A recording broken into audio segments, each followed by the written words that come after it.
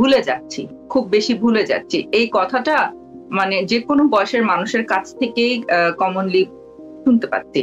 এবং দেখা যাচ্ছে যে তার ডায়াগনোসিস হচ্ছে ভিটামিন বি ডেফিসিয়েন্সি। কোথাও একটা ফোন রাখলো এবং ভুলে গেল কোথায় সে রেখেছে, তারপর খুঁজে পাচ্ছে না। এমন যদি হয় তখন আমরা বলি ইমিডিয়েট মেমোরির প্রবলেম হচ্ছে। তখন আমরা যেটা দেখি মূলত সেটা হলো ভিটামিন বি12 ডেফিসিয়েন্সি। ইন্ট্রিনসিক ফ্যাক্টরটা যদি না থাকে আমাদের শরীরে, এটা অনেক সময় নষ্ট হয়ে যায়। তখন আমরা দেখি তারা অ্যাবজর্ব করতে পারে না।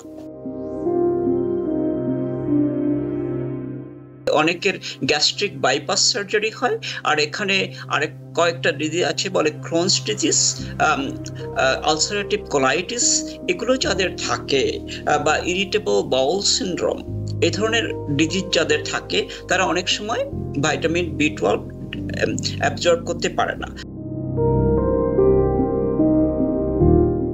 আমাদের দেশে যাদের একবার ডিসেন্ট্রি হয়েছে বা দুবার ডিসেন্ট্রি হয়েছে, বা যারা গ্যাস্ট্রিক আলসার হয়েছে এবং যারা এই গ্যাস্ট্রাইটিসের জন্য ওষুধ খাচ্ছে, তারা এই ভিটামিনটা অ্যাবজর্ব করতে পারে না। ভিটামিন বি ডেফিসিয়েন্সি এই সিচুয়েশনটি এই মুহূর্তে বেশ কমনলি অবজার্ভ করছি, এবং সব থেকে বেশি যে কমন কমপ্লেইনটি পেশেন্ট করতে, সেটি হচ্ছে মেমোরি লস। ভুলে যাচ্ছি, খুব বেশি ভুলে যাচ্ছি। এই কথাটা মানে যেকোনো বয়সের মানুষের কাছ থেকেই কমনলি শুনতে পাচ্ছি। এবং দেখা যাচ্ছে যে তার ডায়াগনোসিস হচ্ছে ভিটামিন বি ডেফিসিয়েন্সি।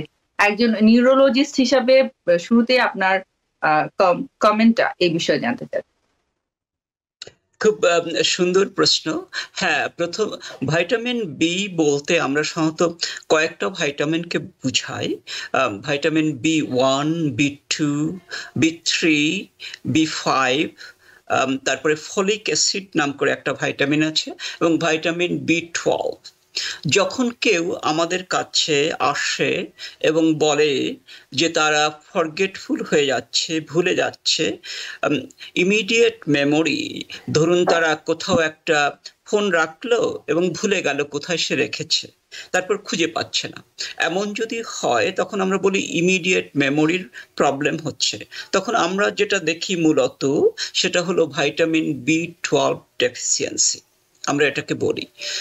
বি12 ডেফিসিয়েন্সি হওয়াটা বেশ একটু স্বাভাবিক, এবং আমাদের দেশে খুব বেশি হয়। বেশি হওয়ার কারণটাও রয়েছে আমাদের দেশে। ভিটামিন বি12 রয়েছে বিভিন্ন ধরনের ফুডের মধ্যে। আমরা যে মাছ খাই বা মাংস খাই, বা সামটাইম লিফি ভেজিটেবলস খাই, এর মধ্যে রয়েছে। কিন্তু ব্যাপারটা হলো, এই ভিটামিন থাকার পরেও আমাদের শরীর অনেক সময় এই ভিটামিন বি12টা অ্যাবজর্ব করতে পারে না। কারণ এইটা কন্ট্রোল করে একটা সাবস্টেন্স আমাদের, যেটা থাকে আমাদের ইন্টেস্টাইনে, যেটাকে বলে ইন্ট্রিনসিক ফ্যাক্টর। এই ইন্ট্রিনসিক ফ্যাক্টরটা যদি না থাকে আমাদের শরীরে, এটা অনেক সময় নষ্ট হয়ে যায়। তখন আমরা দেখি তারা অ্যাবজর্ব করতে পারে না। আর আমাদের দেশে বিশেষ করে এই নষ্ট হয়ে যাওয়াটা খুব স্বাভাবিক, কারণ আমাদের দেশে যাদের একবার ডিসেন্ট্রি হয়েছে বা দুবার ডিসেন্ট্রি হয়েছে, বা যারা গ্যাস্ট্রিক আলসার হয়েছে এবং যারা এই গ্যাস্ট্রাইটিসের জন্য ওষুধ খাচ্ছে, তারা এই ভিটামিনটা অ্যাবজর্ব করতে পারে না। কারণ যাদের ডিসেন্ট্রি হয়েছে তাদের ওই ইন্ট্রিনসিক ফ্যাক্টরটা অনেক সময় নষ্ট হয়ে যায়, তারা আর অ্যাবজর্ব করতে পারে না। যারা প্রোটন পাম্প ইনহিবিটর নাম করে একটা মেডিসিন রয়েছে, যারা আমরা গ্যাস্ট্রিকের জন্য খেয়ে থাকি বা গ্যাস হওয়ার জন্য খেয়ে থাকি, ওই ওষুধটা খেলেও আর অ্যাবজর্ব করতে পারে না। তখন আমরা দেখি যে তাদের ভিটামিন বি12 ডেফিসিয়েন্সি হয়, এবং এটা আমাদের দেশে খুবই কমন হচ্ছে। আর আমাদের দেশের মাছ মাংস তো ততটা পাওয়া যায় না, আর মানুষ অ্যাফোর্ডও করতে পারে না। সেজন্য এই ডেফিসিয়েন্সিটা আমরা খুব বেশি দেখি আমাদের দেশে। নিউট্রিশনাল ডেফিসিয়েন্সি আমাদের প্রায় প্রত্যেকই রয়েছে আমাদের দেশে। এই জন্যই দেখি এই ব্যাপারটাকে, এই জন্যই তারা সাফার করে। ধন্যবাদ।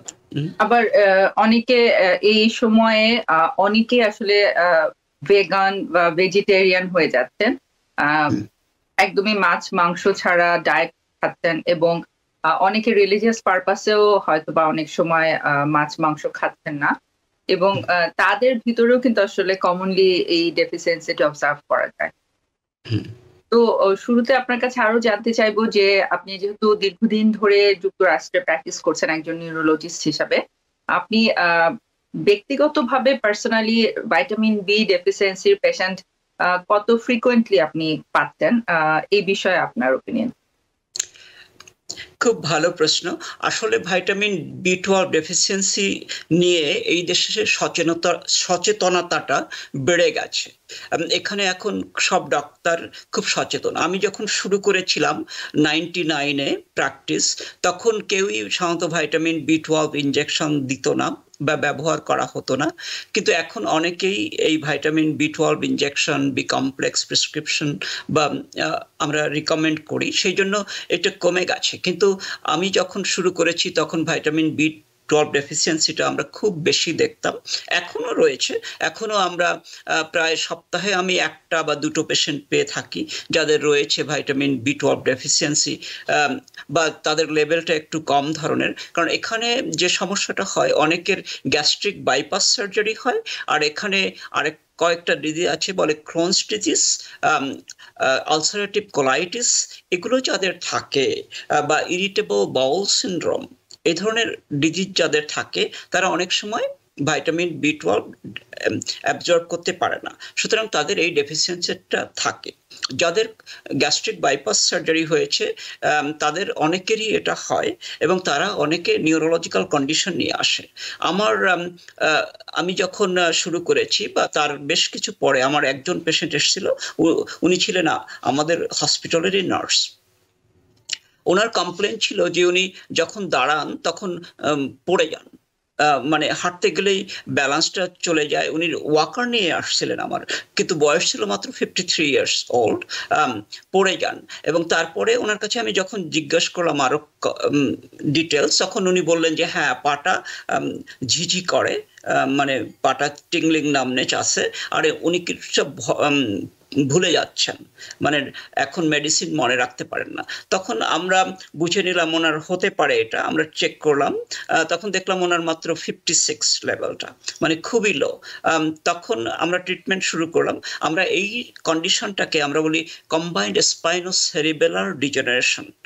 যখন পড়ে যায় বা আস্তে আস্তে নামনেচ হয়ে যায়, ভুলে যাওয়া শুরু করে, তখন এটা সেরিবেলামটাও অনেক সময় অ্যাট্রোফিক হয়ে যেতে পারে, মানে এটা একটা সিভিয়ার কেস। এ ধরনের আমাদের অনেক পেশেন্ট আছে। আমার আরেকটা পেশেন্ট ছিল, সে ছিল একটু মেন্টালি স্লো, সে থাকতে হলো অ্যাসিস্টেড কেয়ার লিভিং এ, হাঁটতে পারতো না। আমার কাছে এলো, তারপরে বললো যে ও হাঁটে না, অনেক দিন ধরে হয়ে গেছে, ও ভুলে যায়, সবকিছু বলতে পারে না। তখন আমি চেক করে দেখলাম যে তারও ভাইটামিন B12 ডেফিসিয়েন্সি রয়েছে, ওর ডি ডেফিসিয়েন্সিও ছিল। তখন আমরা B12 দিলাম এবং তখন ভালো হয়ে গেল। কিন্তু যখন সিভিয়ার হয়ে যায় তখন ভালো হওয়াটা বেশ একটু কঠিন হয়।